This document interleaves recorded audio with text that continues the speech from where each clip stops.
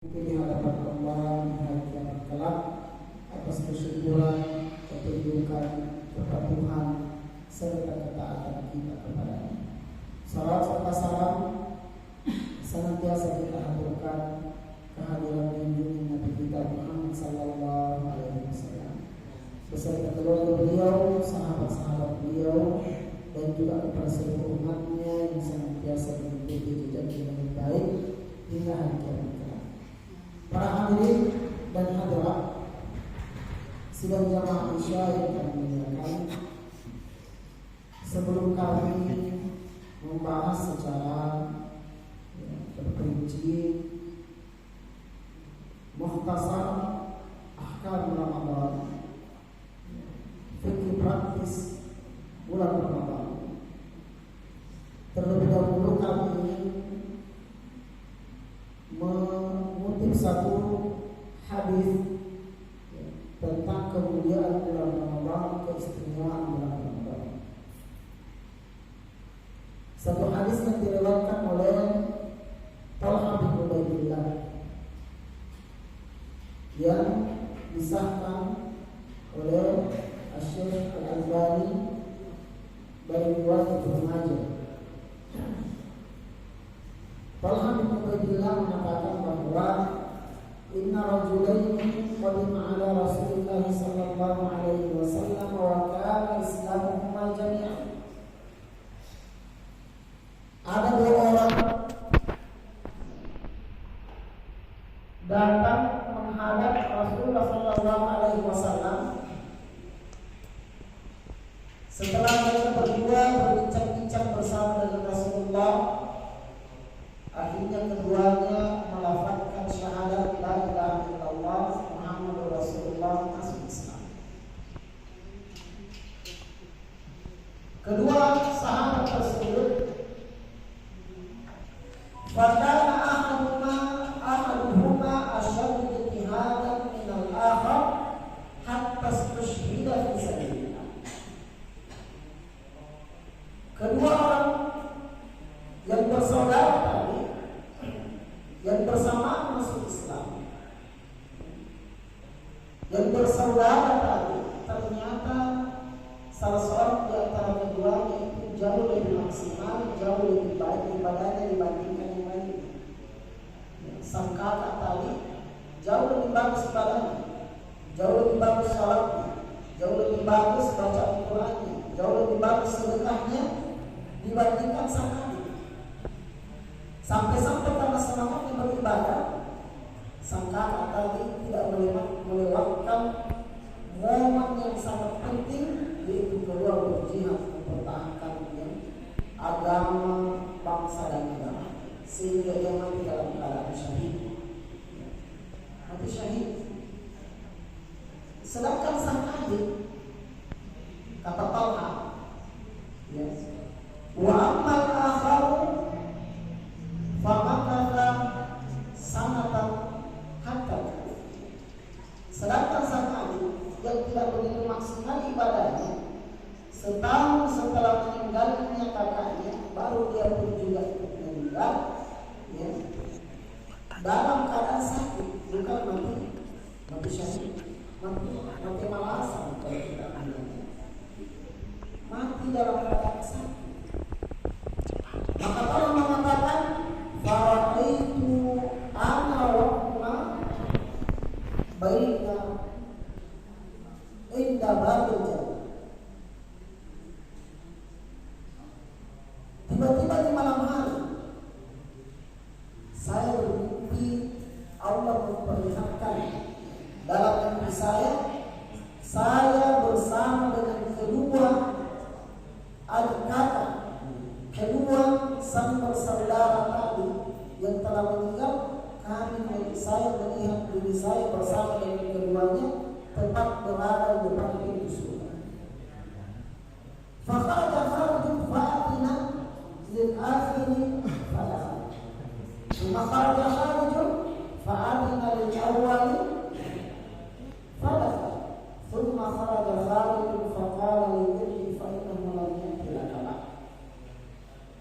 Tiba-tiba ada malaikat keluar dan memanggil sang Lalu keluar kembali, malaikat tersebut kemudian memanggil sang kakak masuk ke dalam surga. Lalu keluar lagi malaikat yang ketiga kalinya dan mengatakan kepada saya, kata Talha, mengatakan kepada saya, kembalilah karena belum tiba saatnya engkau mengerjakan kakimu di dalam surga ini. Falamma asbahtu dzakartu dzalika al-hadits inda Rasulullah sallallahu alaihi wasallam fa'ajab. Ya. Setelah salat subuh, saya pun datang menghampiri Rasulullah di mana pada waktu itu sahabat-sahabat Rasulullah berada di sisinya, dan saya pun memisahkan mimpi saya seakan tidak ada di antara sahabat Rasulullah yang percaya. Kenapa tidak percaya? Bukan karena Talha pembohong, bukan karena Talha suka mengada-ngada, tapi mereka seakan tidak percaya karena dalam kisah mimpi Talha tersebut dia mengatakan sang adik yang belakangan meninggal lebih didahulukan masuk surga. Sang adik yang belakangan meninggal yang tidak begitu maksimal ibadahnya dibandingkan kakaknya lebih didahulukan masuk surga. Sang adik yang meninggal dalam keadaan sakit, sedangkan sang kakak meninggal dalam keadaan syahid, kenapa dia lebih didahulukan masuk surga? Tiba-tiba Rasulullah langsung berkomentar. Kata Rasulullah, wa min ayyi syai'in ta'jabun? Apa membuat kalian heran? Apa membuat kalian seakan tidak percaya? Sedangkan mimpi Talha ini benar. Itu enaknya dulu mereka di zaman Rasulullah, karena ada Rasulullah yang suka mengomentari ketika ada kejadian. Beda kita sekarang. Ya, kita mimpi belum tentu benar karena tidak ada yang bisa memberikan komentar, tidak ada pemilik wahyu. Rasulullah sudah meninggal, maka kita tidak berani menafsir-nafsirkan mimpi kita. Kenapa? Karena jangan sampai kita mengada-ngada, atau mungkin itu cuma bisikan syaitan. Kata Rasulullah, apa membuat kalian heran? Apakah kalian heran karena sang adik belakangan meninggal? Apakah kalian heran karena ibadahnya sang adik tidak begitu maksimal? Apakah kalian heran karena sang adik tidak meninggal dalam keadaan syahid seperti kakaknya? Kata para sahabat, betul ya Rasulullah. Semua itulah yang melatar belakang kenapa kami seakan tidak percaya terhadap mimpi ini. Seharusnya kan kakak lebih didahulukan masuk surga, lebih dulu meninggal. Kakak seharusnya lebih didahulukan masuk surga karena dia meninggal dalam keadaan syahid. Sang kakak seharusnya lebih didahulukan masuk surga. Kenapa? Karena lebih maksimal ibadahnya. Ternyata Rasulullah bertanya. Rasulullah mengatakan, alam ya'ish sanatan ba'da hatta kufir hatta yatawaffa. Kata Rasulullah, tidakkah kalian ingat bahwa sang anak ini setahun setelah meninggalnya kakaknya baru dia meninggal juga? Kata para sahabat, betul ya Rasulullah. Rasulullah mengatakan, alam yudrik Ramadan fasalla wa sham, dalam satu riwayat fasalla wa shalla kadza wa kadza. Tidakkah kalian sadar karena sempatnya dia hidup setahun setelah meninggalnya kakaknya, sehingga Allah mempertemukan dia dengan bulan Ramadan, dan di dalam bulan Ramadan tersebut dia maksimalkan puasanya, dia jaga puasanya. Begitu juga salatnya dia perbaiki, salatnya dia maksimalkan, salatnya kekhusyuan salatnya, ya, rukun dan sifat-sifat salatnya dia maksimalkan, qiyamul lailnya, tarawihnya. Lalu meninggal, kata sahabat, betul dia pernah mendapatkan Ramadan, dia sempat dipertemukan dengan bulan Ramadan. Kemudian setelah itu Rasulullah mengatakan, fama kana bainahuma kama bainas samai wal ardh. Fama kana bainahuma kama kana bainas samai wal ardh.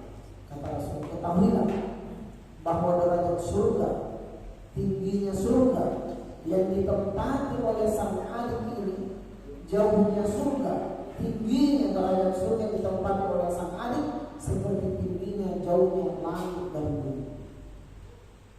Bayangkan ya Mas.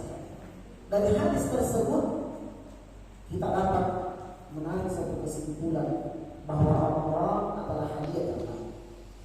Ramadan adalah anugerah. Ramadan adalah tanda kasih sayangnya Allah terhadap hamba-Nya.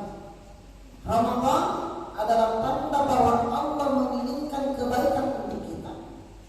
Allah menginginkan ampunan untuk kita. Kata Rasulullah, "Raghima anfi rajul adraka Ramadan wa lam yufar wa lam tufar dhunubuhu wa lam yufar lahu." Kata Rasulullah, sungguh sangat celaka seseorang yang sempat dipertemukan dengan bulan Ramadan lalu dia lalai sehingga bulan Ramadan berakhir sedangkan dosa-dosanya belum sempat dia. Jadi bulan Ramadan adalah hadiah terbaik. Oleh karena itu, di kesempatan yang mulia ini kami berusaha menyajikan fikih praktis bulan Ramadan. Mudah-mudahan dalam waktu yang singkat kita bisa memahami beberapa poin. Malah kulluhu la yutraku julluhu. Kata para ulama kita, kalau kita tidak bisa ambil semua, minimal jangan ditinggalkan semua. Kalau kita tidak bisa membahas semua, jangan ditiadakan sama sekali. Kalau ada sesuatu yang tidak bisa kita maksimalkan, jangan malah berlepas tangan dan tidak ada sama sekali yang kita paham. Sebagai mukadimah, sebelum kita membuka sesi tanya jawab tentang puasa, bahwa puasa itu maknanya adalah al-imsak. Puasa adalah al-imsak. Dan puasa ini adalah al-imsaku atau at-ta'abbud lillahi azza wa jalla bil imsaki 'anil akli wasyurbi wa sa'iril muftirati aw al-mufattirati min tulu'il fajr ila ghurubi syams. Puasa itu adalah menahan diri. Jadi kalau kita berpuasa berarti kita melatih menahan diri kita. Menahan diri dari apa saja? Dia adalah merupakan ibadah yang bentuknya menahan diri.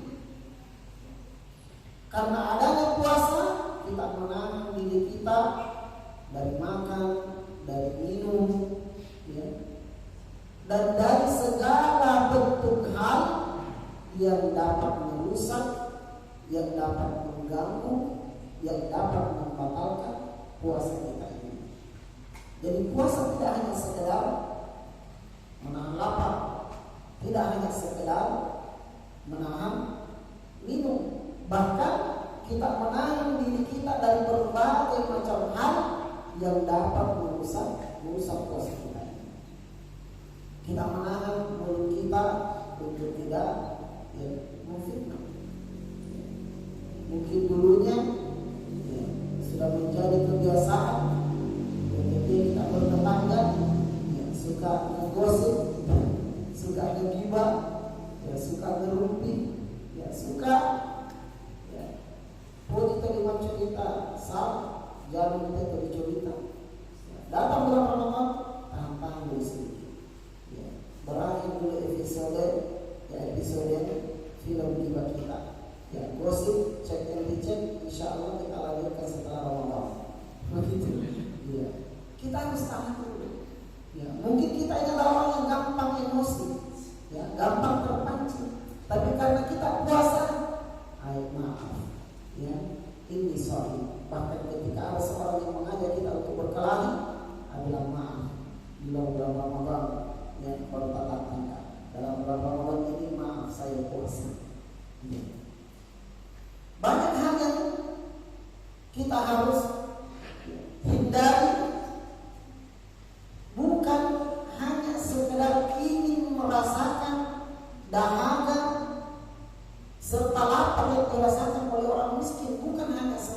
itu saja, akan tetapi melatih diri kita untuk bersabar, ya, dengan sabaran jamilan, dengan sebaik-baik sabar. Dan yang dimaksud dengan sabaran jamilan, kesabaran terbaik dalam beribadah adalah kita bersabar dalam mentaati Allah. Namanya taat itu butuh kesabaran, butuh kesabaran. Ya. Contohnya sholat 5 waktu ini, kalau kita tidak sabar, pasti kita sudah malas menunaikannya. Termasuk pengajian ini, ya. Pengajian ini ngantuk lagi, ya. Kenyang lagi, sudah bikin salat isya, dari lagi dikebut pagi sampai sore, dari kantor pagi sampai sore, ya. Ternyata panitia masajikan lagi, ya, ceramah, ya. Sabar dalam taat. Ibu-ibu sudah panas nih, ya, tengah hari ini, ya, di tengah kerumunan, ibu-ibu yang pergi belanja di pasar disuruh lagi pakai jilbab, sudah keras, sudah panas, ya, sabar. Inilah ketaatan kita kepada Allah, membutuhkan yang namanya kesabaran. Kedua, sabar untuk tidak bermaksiat kepada Allah. As-sabr an maksiatillah. Kita melatih diri kita untuk bersabar dalam hal-hal meninggalkan yang namanya maksiat. Kenapa? Karena kemaksiatan, dosa, larangan itu selalu terlihat indah, enak kelihatannya kalau dosa. Iya. Contoh misalnya kalau magos bapak-bapak misalnya, bapak-bapak sama nih. Magos dari pagi, siang, ya. Tapi coba seandainya dirubah, pagi ngaji, siang ngaji, sore ngaji, malam ngaji, masya Allah. Tapi ternyata tidak seperti itu. Lebih indah rasanya, lebih lezat rasanya gosip daripada baca Quran. Ya. Ceramah baru setengah jam, ayat itu begini. Padahal itu ketaatan.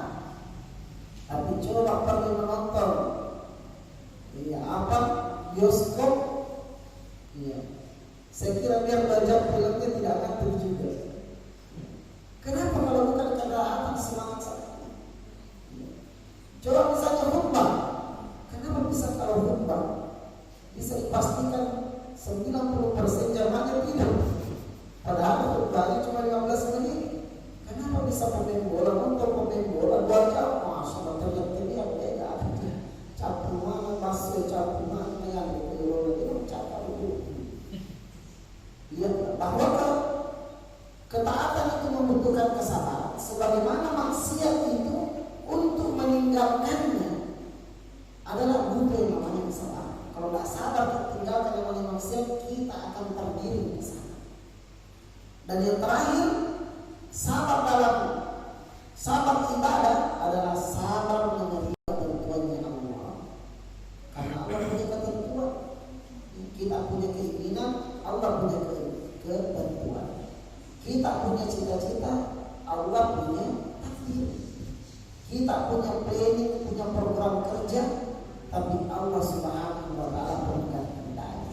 Mau tidak mau kita harus bersabar. Majalo kita berubah. Ya, coba majalo kita napinrang, boleh jadi. Ya, macam kita napinrang, boleh jadi. Ya, tarik kita napinrang, boleh jadi. Maka sholat kita napinrang, boleh jadi. Tapi karena tidak ada yang perubahan sebagai tentunya, ya sabar nanti saja biar dapat pahala. Nah, inilah tujuannya puasa, sehingga kita bisa menjadi mungkin yang bersabar, sabar dalam taat, sabar dalam meninggalkan maksiat, dan sabar dalam ketentuan Allah Subhanahu wa Ta'ala. Puasa Ramadan ini jamaah sekalian, dia adalah merupakan rukun di antara rukun-rukun Islam kita yang kelima. Ya, bahwa rukun Islam itu dulu Islam ala khamsin. Islam itu dibangun di atas 5 dasar, dan salah satu di antara fondasi Islam, dasar Islam adalah puasa Ramadan. Puasa dalam bulan Ramadan. Ya, dan puasa Ramadan ini adalah fardu ain.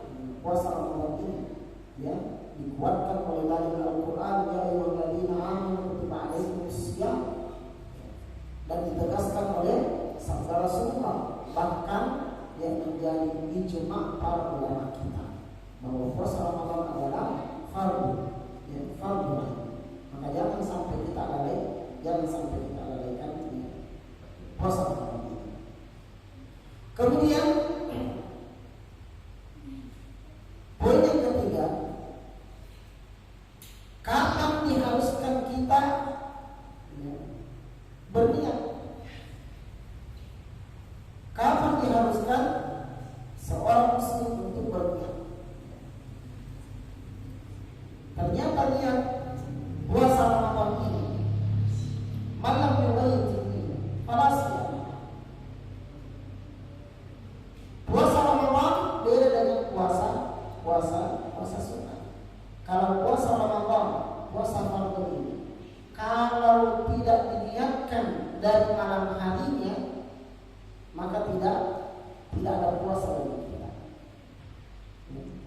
Tidak sah puasa kita. Contoh misalnya, di malam harinya dia berniat untuk safar, bilang mau tak besok pergi ke Surabaya, mau ke Jakarta, ya, mau kemana, saya tak mau puasa. Ternyata jam 6, jam 7 atau jam 8 pagi batal safarnya. Bilang puasa masanya, kamu lupa juga sarapan, karena tidak jadi tidak safar, maka tidak sah puasa. Karena pagi baru berniat.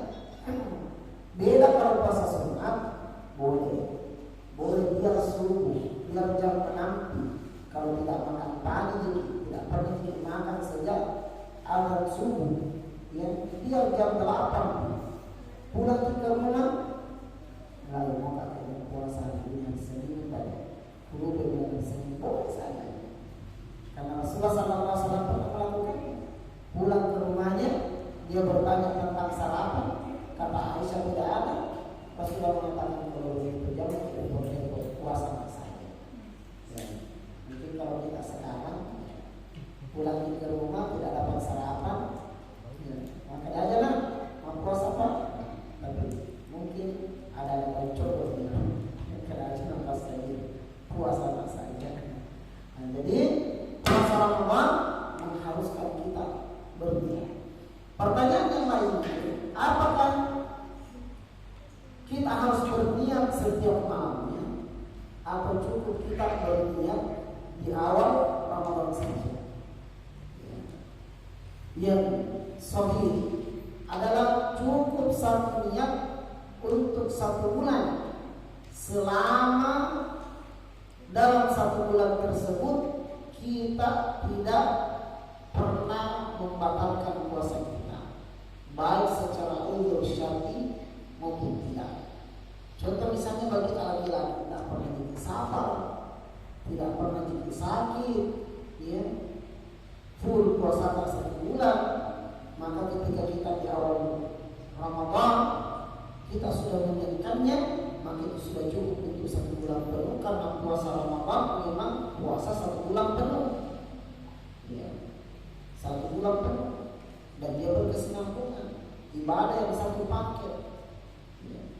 Beda kalau seandainya perempuan, ya, misalnya di pertengahan Ramadan datang tamunya, akhirnya dia tidak puasa, berlalu misalnya 2-3 hari, 4 hari atau 1 pekan, dia bersih. Dia harus memulai niatnya lagi, ya, di malam hari, di mana tak kala dia sudah bersih, siap-siap untuk puasa besok hari. Ya. Atau misalnya kita pernah safar, kemudian kita berbuka, kalau tidak bisa berpuasa misalnya sementara safar, lelah, letih, capek, panas, akhirnya kita berbuka, maka ketika kita siap untuk berpuasa besok hari, kita harus memulai atau memperbaharui niat kita. Ini salah satu yang penting, yang puasa.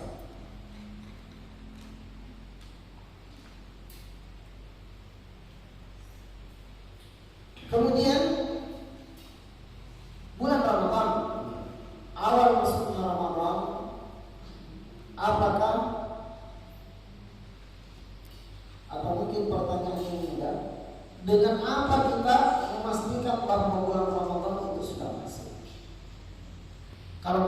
kembali kepada sabda-sabda Rasulullah, kembali kepada dalil-dalilnya, kita dapati bahwa ternyata bulan Ramadan itu ditetapkan dengan ru'yah hilal. Ya, ru'yah hilal. Sehingga bulan Ramadan dipastikan apakah dengan ru'yah atau dengan ikmal. Ya. Ru'yah adalah kita melihat hilal. Ya, kita melihat hilal Ramadan. Kalau kita tidak melihatnya karena hujan, karena awan, pandangan kita tertutupi sehingga tidak bisa melihatnya, maka kata Rasulullah SAW, fa'idumma fa'atimmu Sya'ban 30 yawman fa'idumma alaikum fa'duru atau fa'atimmu Ramadan bisa. Kalau seandainya kita tidak bisa melihat hilal, maka kita sempurnakan bulan Sya'ban 30 hari.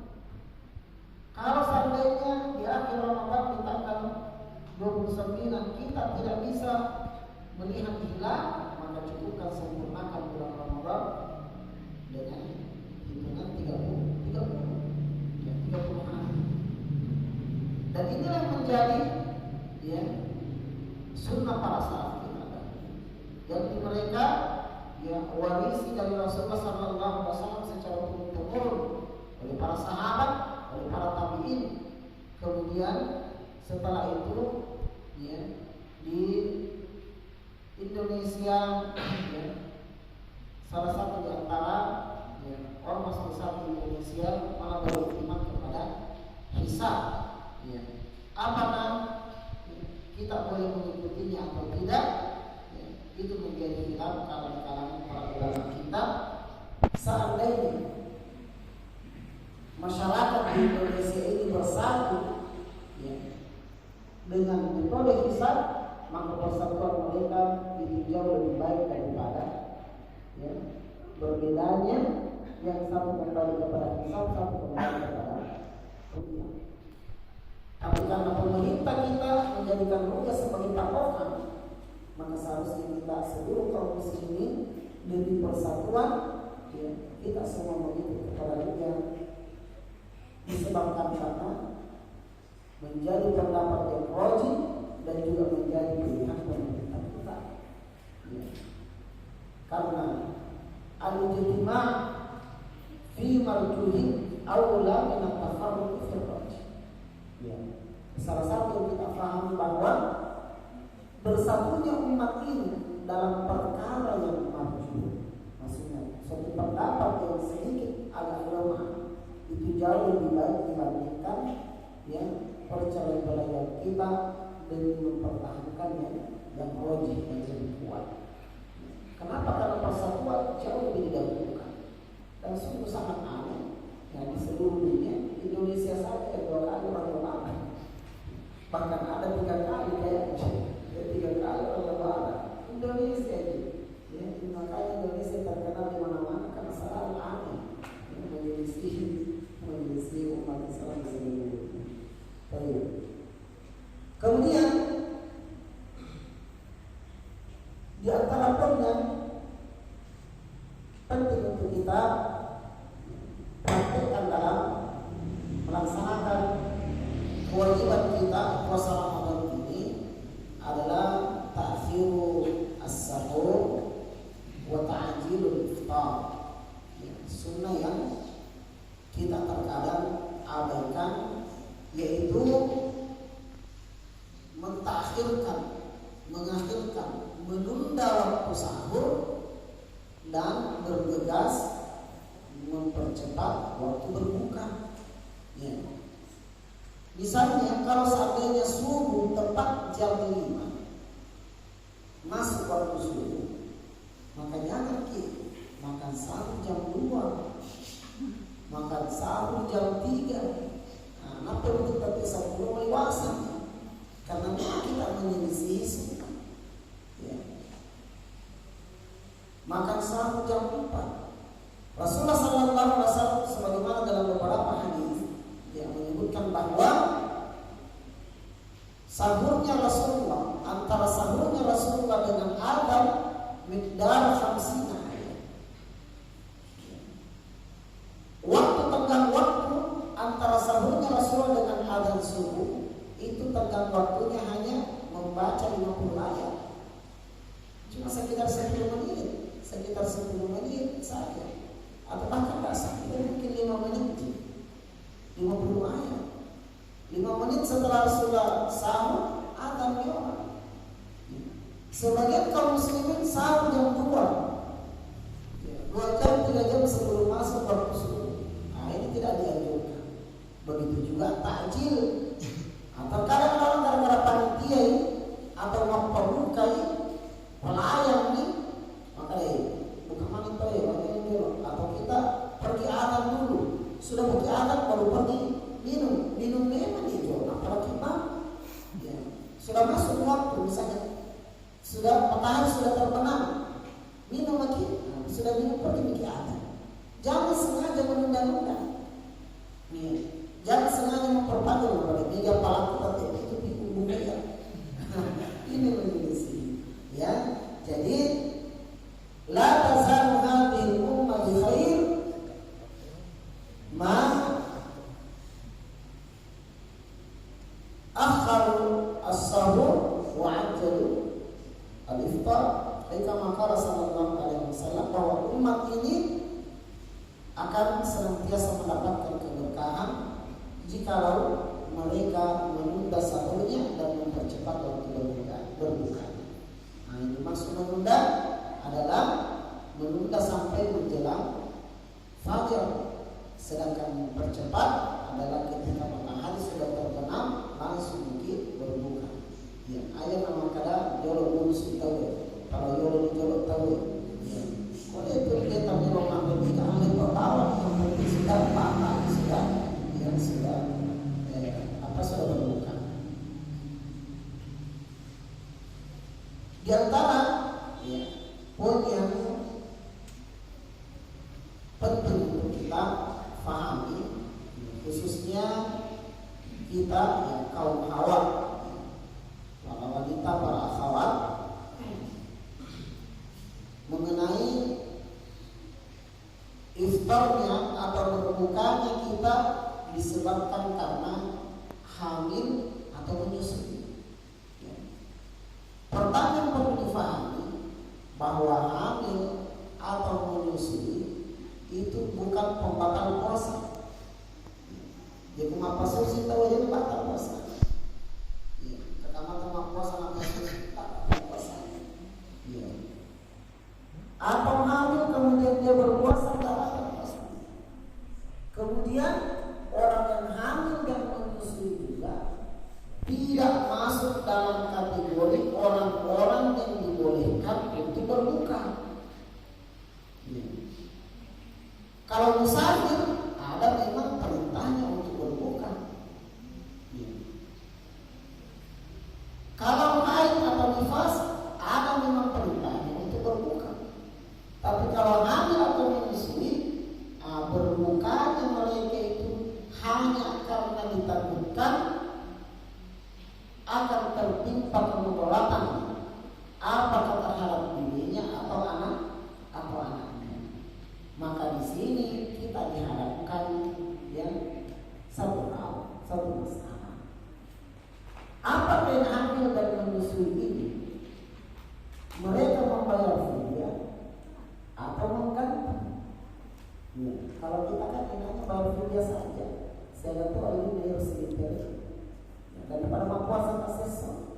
Kalau kita mau bayar fidyah semua, maka lebih kita bayar 30 liter beras daripada puasa 1 bulan. Itu yang kita mau enaknya. Maka untuk gampangnya kita memahami masalah ini, kita kembalikan kepada ayat yang telah merangkum seluruh uzur-uzur bagi mereka yang berpuasa.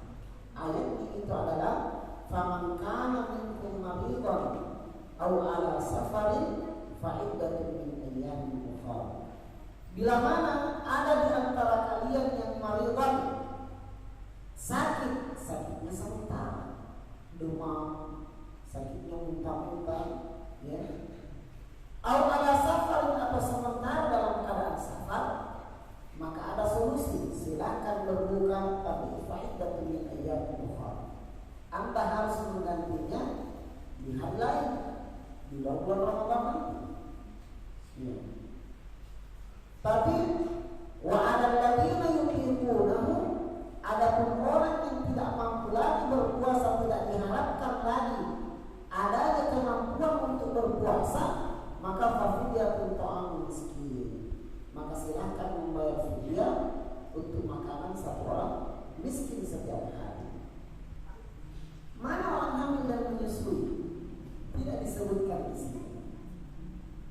Untuk memudahkan kita memahaminya, apakah hamil dan menyusui mengganti puasa kalau dia berbuka atau membayar fidyah? Kembali saja kita mengecek kondisi yang hamil dan menyusui ini. Apakah hamil dan menyusui ini dianggap suatu penyakit yang berkepanjangan yang tidak ada lagi harapan bagi mereka untuk berpuasa di lain waktu sehingga membayar fidyah saja, ataukah hamil dan menyusui ini sama persis dengan orang yang sakit sementara atau sementara dalam keadaan safar yang sifatnya sementara waktu dan memungkinkan bagi mereka untuk menggantinya di hari yang lain. Jadi kalau kita lihat ternyata hamil itu kan sementara, menyusui sementara. Makutan apa itu? Makanan makan pada kita ini matang. Tahun kedua apa susu? Tahun ketiga matang susu. Tahun keempat apa susu? Tahun kelima matang susu. Tahun keenam apa susu? Iya. Jadi anak tahu, bagian tahu. Iya. Kotaknya tahu kakak lama-lama apa susu? Iya. Bagaimana yang begini? Apakah memang bisa? Apakah ini tidak sama seperti tadi orang yang sakit berkepanjangan? Ternyata meskipun alasannya itu seperti itu, ternyata tidak sama. Kenapa? Karena bagaimanapun hebatnya Anda hamil dan menyusui, Anda akan tertimpa suatu hal, ya, suatu batasan yang dinamakan menopause. Berarti menandakan bahwa hamil dan menyusui itu tidak sepanjang masa. Begitu juga hamil dan menyusui itu, ya, tidak 1 tahun full. Ya. Bahkan mungkin Anda bisa berpuasa di waktu-waktu tertentu. Anda misalnya matang pria tanpa geser bulan. Masa kita tidak bisa mengambil 2 hari dalam 1 bulan? Ya. 2 hari saja puasa, 3 hari puasa. Ya. Kau terluka selalu masih ini. Terluka semua puasa masih lagi. Lalu masih kan habis 30 hari. Ya. Jadi yang hamil dan menyusui itu sebenarnya adalah mengganti, bukan bayar fidyah. Meskipun ada di antara ulama kita, yaitu dari mazhab Hanafiyah Imam Abu Hanifah mengatakan yang hamil dan menyusui itu membayar fidyah, tapi jumhur ulama kita dari kalangan dari Imam Malik, Imam Ahmad, Imam Syafi'i itu menegaskan bahwa mereka harus mengganti, bukan membayar fidyah, sebagaimana ayat yang kita jelaskan tadi. Kemudian yang terakhir yang kami bahas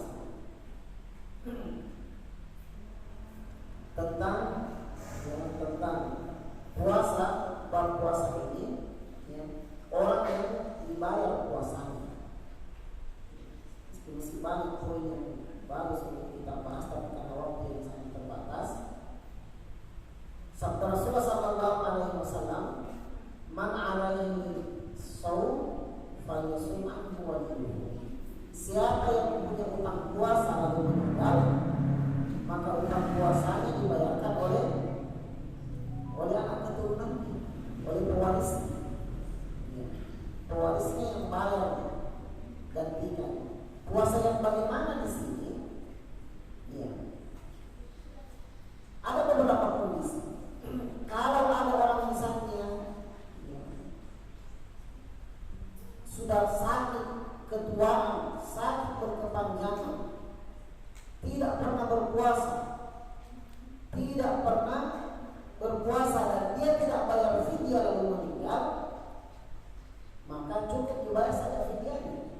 usah dipuasakan. Tamakal di motor kemudian mempuasa ya. Meninggal berapa hari misalnya 15 hari misalnya Ramadan meninggal. Berarti 15 hari ini dibayar fidyahnya. Tidak usah dipuasakan 15 hari. Nah, kondisi kedua, dia sakit, tapi orangnya masih muda. Sakitnya sakit sementara. Ya. Sakit sementara. Belum sempat sembuh, meninggal. Maka orang yang seperti ini tidak mungkin untuk dipuasakan, karena dia belum punya waktu memang untuk membayar puasanya, sehingga dia meninggal, tidak usah dibayar puasa. Kondisi yang ketiga, ada orang sakit beberapa hari, sakit 10 hari, kemudian sembuh sehat. Di luar bulan Ramadan sama sehat dia, tapi dia tunda-tunda. Jangan dulu saya bayar, nanti bisa bayar, nanti bisa bayar, bulan depan bisa bayar.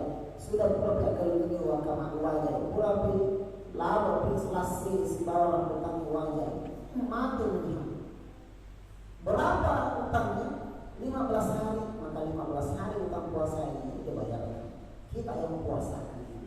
Dan sepertinya dimaksud dengan man alaihi shaum falyasum waliyu. Ya, ada utang puasanya, maka dibayarkan utang puasanya. Ya, begitu tadi misalnya orangnya hamil atau menyusui, tidak puasa. Ya, tidak puasa. Ternyata di luar bulan Ramadan belum sempat dia bayar utang-utang puasa. Padahal dia sudah sanggup berpuasa, sudah ada waktu untuk berpuasa. Meninggal setelah itu, maka digantikan dibayarkan puasanya oleh pewarisnya, ya, oleh anak keturunannya, oleh saudaranya, ya, oleh walinya, oleh pewarisnya. Suaminya mempuasakannya, saudaranya mempuasakannya, atau anaknya yang puasa. Wallahu a'lam. Saya kira cukup. Ditanyakan, silakan.